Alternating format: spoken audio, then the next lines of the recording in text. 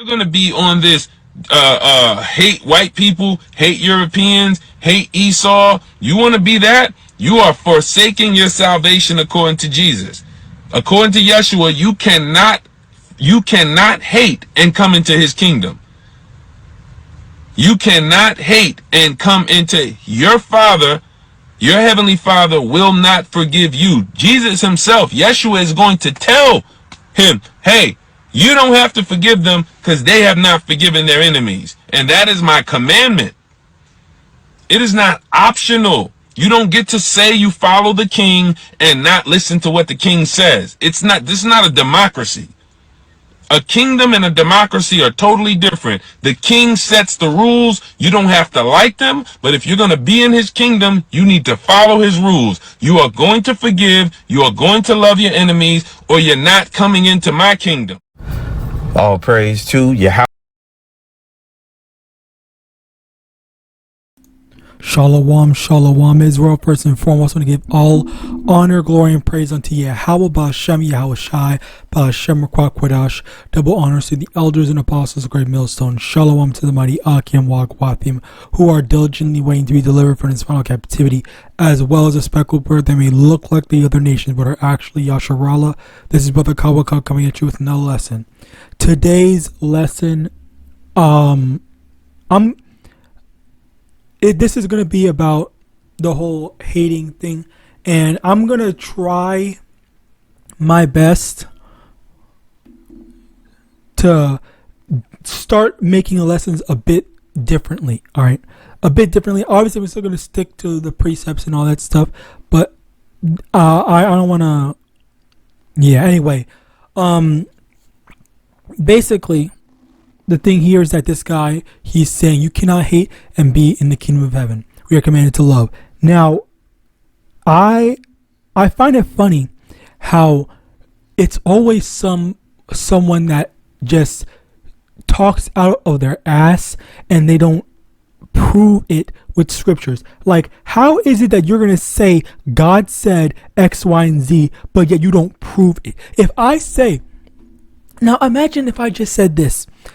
Imagine if I said, God said you can't, you're not, if you wipe your ass with your left hand, with your right hand, you're going to go to hell.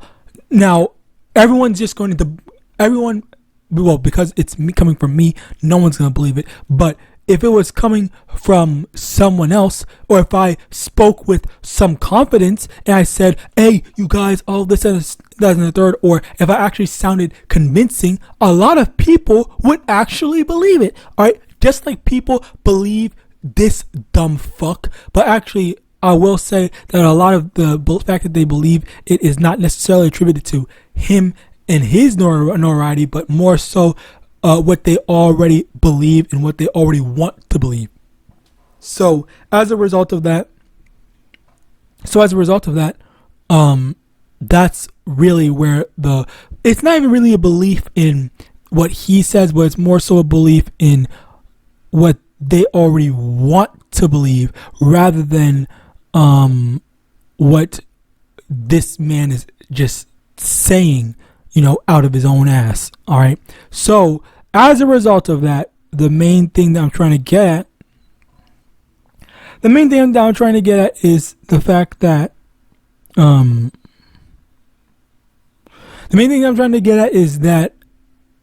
you cannot be taking these people's words at face value, because at the end of the day, it does not mean anything. You should be able to prove what you're saying. If you make a claim, like, say, for example, if you say black people commit almost more than 50% of the crime, okay, prove that. All right, prove that is objectively true. And you know what is so funny about that statistics is that it's actually not true. All right, because, and the reason why I say it's not true, even though yes, there is a statistic that literally says that, but the reason why it's not true is because there are contributing factors that demonstrate how the numbers are skewed to to paint a certain narrative rather than that being an objective fact, because that's just not an objective fact. But the true fact of the matter is that so-called black people are more likely. Again, you can look all this up because these are objective facts. All right. Let me actually get that. Why are black people in America more likely to be arrested? Yes, black people in America are disproportionately more likely to be arrested than white people. Data consistently shows that black people are arrested at per capita rate significantly higher than the white counterparts across a wide array of offenses. Let me also get this. Are black people in America more likely to be convicted, I believe is the term, compared to white people?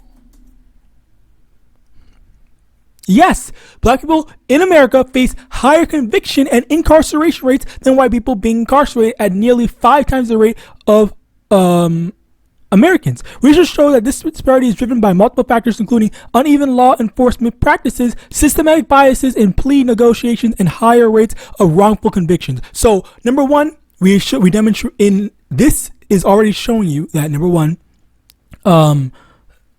uneven law enforcement practices. So, black people have the law enforced on them more than white people. Number two, systematic biases. All right. Number 3, and that's not just in plea negotiations, that's everywhere. Look that shit up. Number 3, higher rates of wrongful conviction. So even if they didn't do it, they still get arrested. Now let's also go into another one, because I'm clearly not done. All right. Are people in America more face harsher sentences? Fuck. I'll just leave it there. I don't need to put the X. Compared to whites.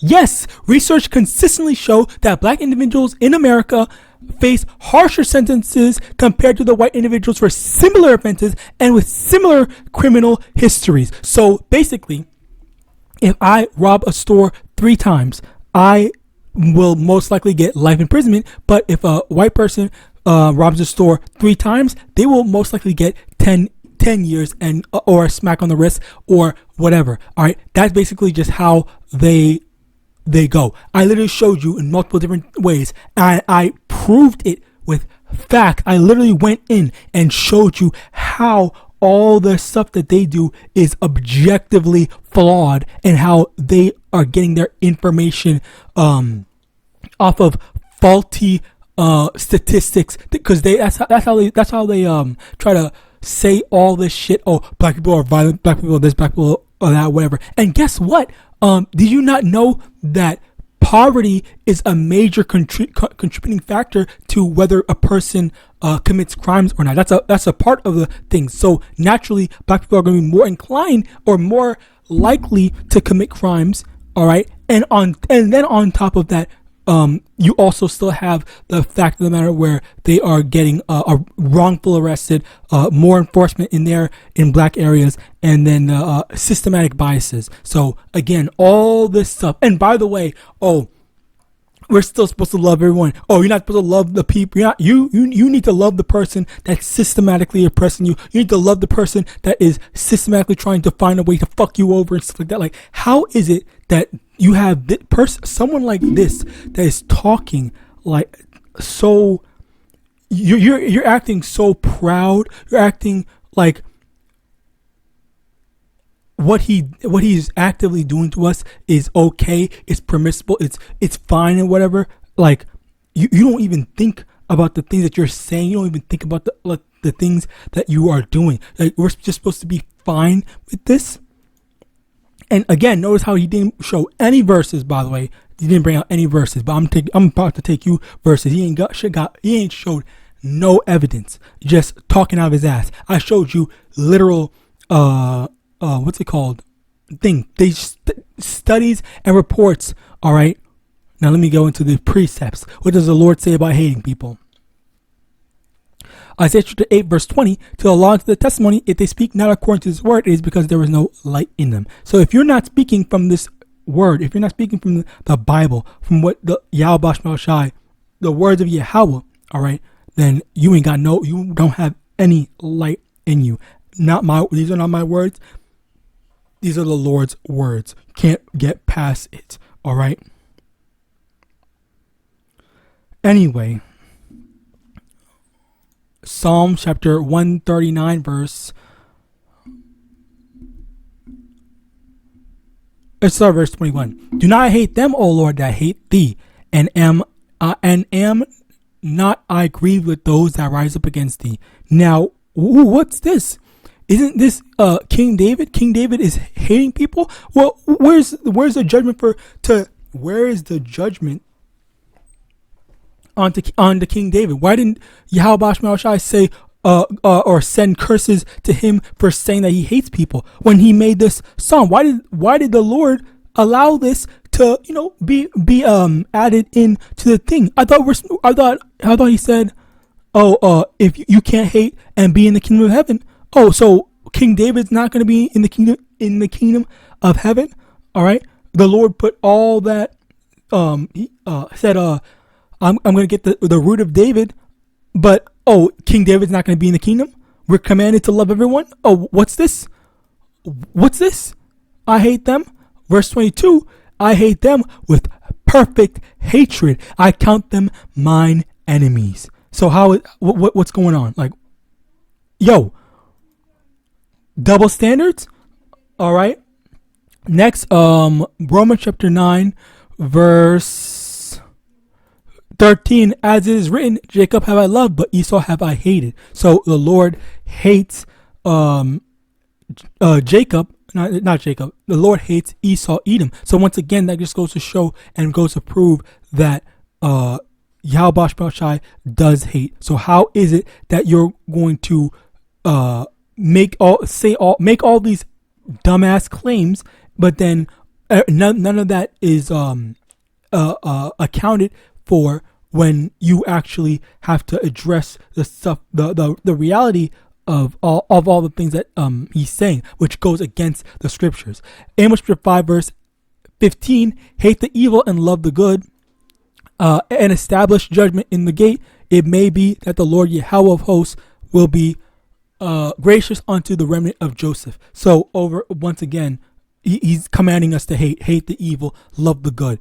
Like, it doesn't get any clearer than that. All right, so with that, prayer assessment was edifying. I want to give all honor, glory, and praise unto Yahawah, Hashem, Yahawashi, Hashem, Kwadash, double honor to the elders and apostles, the great most son of God, Shalom.